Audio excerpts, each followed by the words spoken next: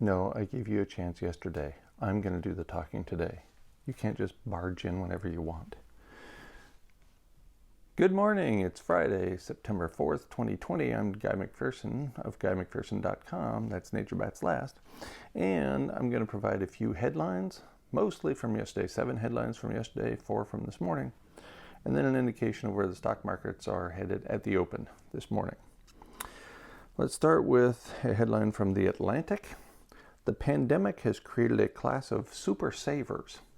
As we know, saving is really bad for the stock markets because people who are saving money in their bank accounts or in their market accounts are not putting money into the stock markets. Here's the subhead, quote, "We're just rife with cash and it has led to a decent amount of guilt."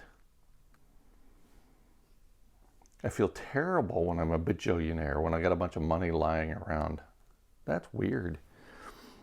From Fox Business this morning, half of Americans fear a major health event could lead to bankruptcy.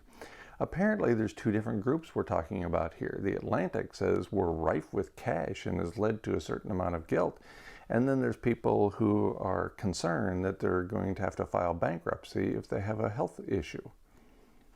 It's almost as if there are various economic classes of people in the United States. From CNN Business, this warning sign suggests more market turmoil could be on the way. Yeah, I'd say so.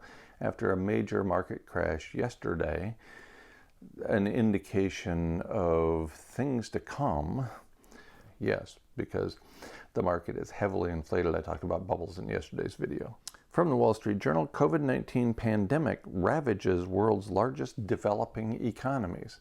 I guess those people in the United States who have too much cash on their hands should maybe think about handing it out to people who need it from, say, the world's largest developing economies. From CNN, doctors warn against rushing a COVID-19 vaccine as Fauci says it's critical to have a safe Labor Day. Can you say mixed messages?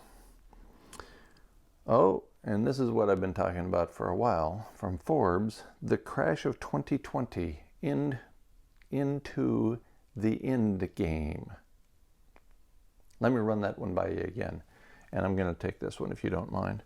The crash of 2020 into the end game from Forbes. Forbes isn't inclined to scare people for no good reason.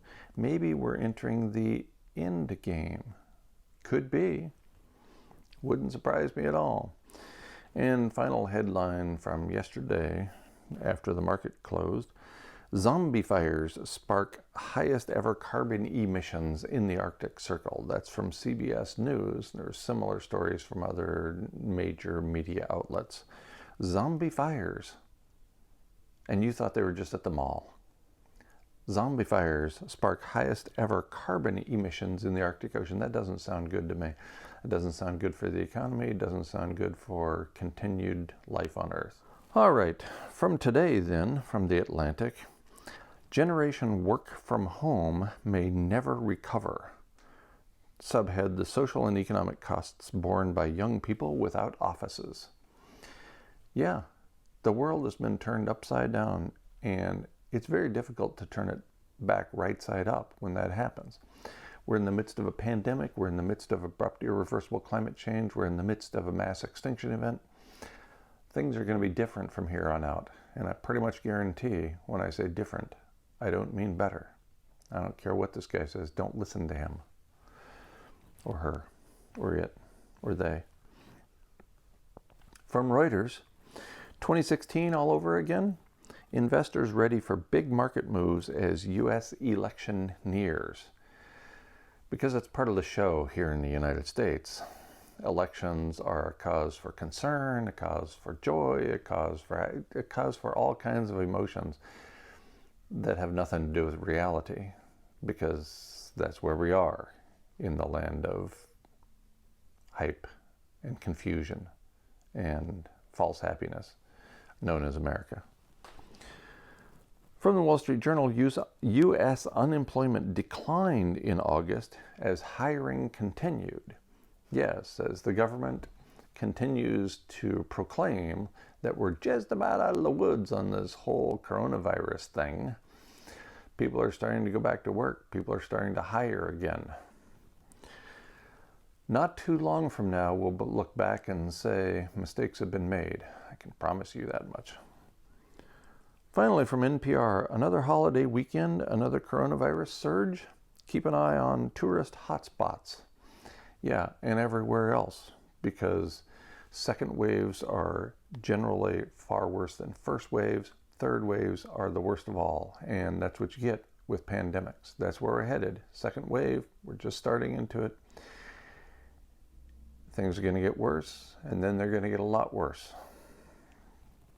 So, what does that mean for the markets, which closed strongly down yesterday on all fronts?